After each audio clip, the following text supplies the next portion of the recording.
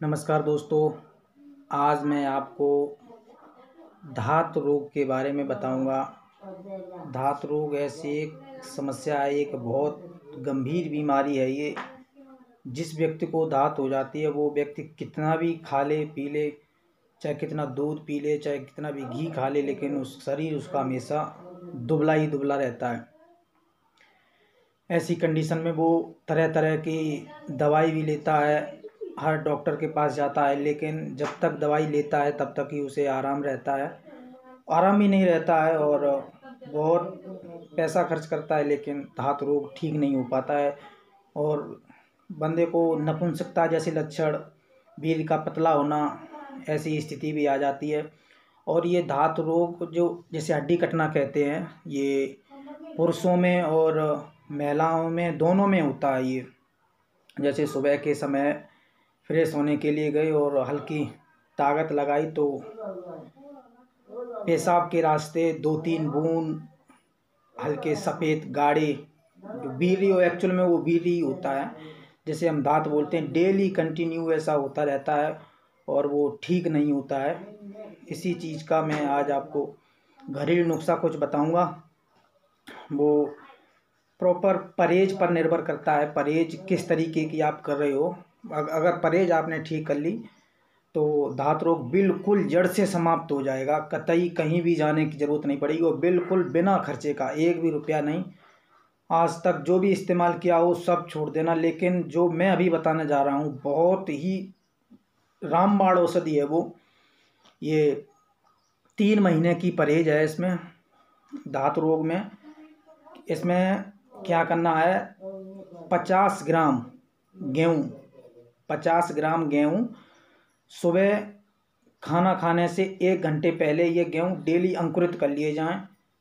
अंकुरित गेहूँ 50 ग्राम अंकुरित गेहूँ किसी सूती कपड़े में बांध के रख लो और अंकुरित करके 10-12 किशमिश, 10-12 किशमिश गेहूँ में मिलाकर डेली खाली पेट खाना खाने के 1 घंटे पहले उनको खा लो।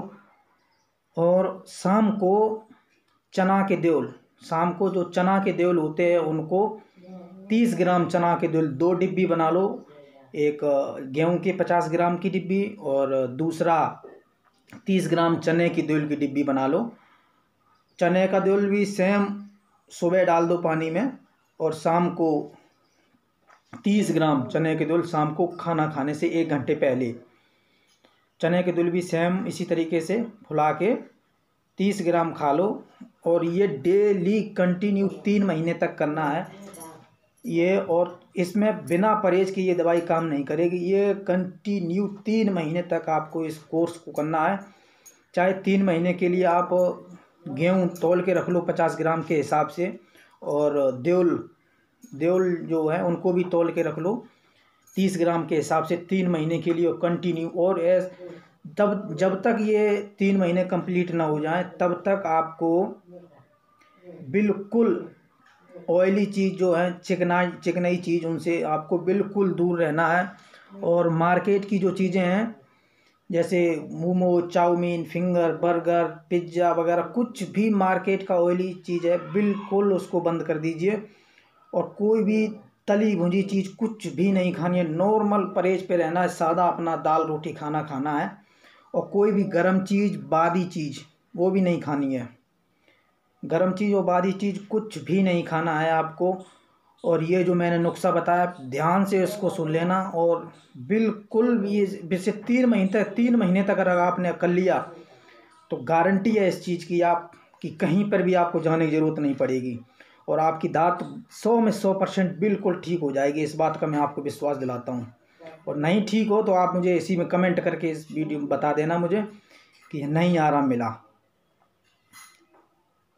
बस 100 में 100% की गारंटी है कि ये नुस्खा अपनाने से आप बिल्कुल ठीक हो जाओगे। 100 में 100% की गारंटी है। 50 ग्राम अंकुरित गेहूँ में 10-12 किशमिश मिला के डेली सुबह खाना खाने से 1 घंटे पहले उनको खा लेना है। उससे पहले कुछ नहीं खाना है। गेहूँ खाने, अंकुरित गेहूँ खाने के बाद कुछ भी आपको नहीं खाना है। और ऐसे ही शाम को देवल खाने के 1 घंटे बाद तक कुछ नहीं खाना है। उसके बाद सीधा अपना नॉर्मल खाना खाइए और हाँ, परहेज बिल्कुल, अगर परहेज मिस कर दिया आपने तो फिर दिक्कत हो जाएगी। इस चीज़ में परहेज मिस नहीं करना है। परहेज बिल्कुल 3 महीने की बात है। आप इतने दिन से अगर परेशान हो आप इस दांत रोग के इलाज देखते देखते, लेकिन ये मैं रामबाण औषधि बताई आपको, ये बिल्कुल ठीक हो जाती है। नुस्खे तो बताने के लिए बहुत नुस्खे हैं, मैं और जो भी लोग अपनाते हैं बताते हैं, मैं आपको वो भी बता रहा हूँ। जैसे ध्यान से सुनिए जो मैं नुस्खे बता रहा हूँ आपको। अकरकरा, सौंठ, केसर, पीपल, जायफल, जावित्री, लाल चंदन, सब 5-5 ग्राम लेकर पानी का छींटा देकर बारीक पीस लें और एक एक रत्ती की गोलियां बनाकर छाया में सुखा लें। सुबह शाम एक एक गोली पानी के साथ 2 माह तक सेवन करें। इसमें भी सेम वही जो मैंने परहेज बताई है, सेम परहेज वही रहेगी। दूसरा एक नुस्खा है, भिंडी की जड़ को कूट पीस कर महीन चूड़ कर लें और यह चूड़ सुबह शाम दूध या पानी के साथ सेवन करें। भिंडी की जड़ को कूट पीस कर महीन चूड़ कर लें, भिंडी की जड़, और सुबह शाम दूध या पानी के साथ इसका सेवन करें। और तीसरा ये भी है, रात को उड़द की दाल 50 ग्राम पानी में भिगो दें, सुबह इसे मसलकर छिलका अलग कर सिल पर पीस लें और देसी घी में अच्छा गुलाबी भून लें। इसे आधा लीटर दूध में डालकर खीर की तरह पका लें। इसे दोपहर में खाएं। अपने हाजमे के अनुसार इसकी मात्रा कम ज़्यादा कर लें, हजम होने पर भी लाभ करेगी। अत्यंत बल वीर्यवर्धक और यौन शक्ति बढ़ाने वाला प्रयोग है। नुस्खा कोई भी है, अगर परहेज के साथ आप करते हो तो बहुत फ़ायदा मिलेगा आपको, बहुत ज़्यादा। और ये नुस्खा तो अमूमन ज़्यादातर मैं जो बता रहा हूँ ये सब ने अपनाया होगा। बरगद के पत्ते के दूध की 5-6 बूंद बतासे पर टपका कर 2 बतासे सुबह सूर्योदय से पहले खाएं।